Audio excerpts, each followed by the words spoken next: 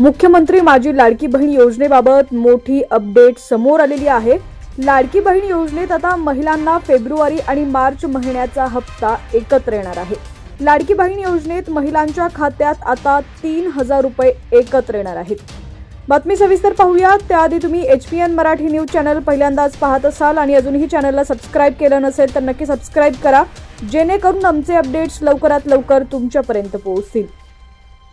लाडकी बहीण योजनेत महिलांना 1500 रुपये दिले जात आहेत। या योजनेत फेब्रुवारी महिना संपला तरीही अद्याप महिन्याचे पैसे जमा झालेले नाहीत, त्यामुळे महिलांमध्ये निराशा झालेली आहे। दरम्यान आता दोन्ही महिन्याचे हप्ते एकत्र येणार आहेत। लाडकी बहीण योजनेत महिलांना फेब्रुवारीचे 1500 रुपये आणि मार्च महिन्याचे 1500 रुपये एकत्र दिले जाणार आहेत। दरम्यान मार्च महिन्यात महिलांना 2100 रुपये देणार असल्याची चर्चा होतीये।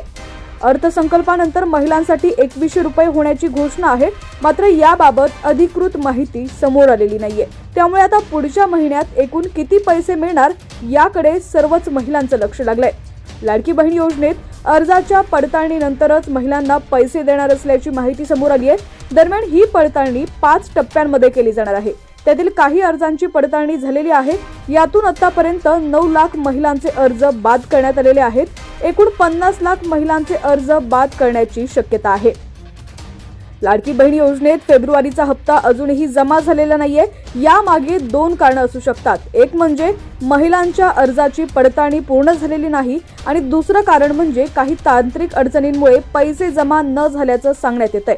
कारण मध्यंतरी एका कार्यक्रमात अजित पवारांनी सांगितलं होतं की लाडकी बहीण योजनेच्या अर्जाच्या चेकवर सही करून आलोय, 8 दिवसात पैसे येतील, मात्र अद्याप महिलांच्या खात्यात पैसे जमा झालेले नाहीत।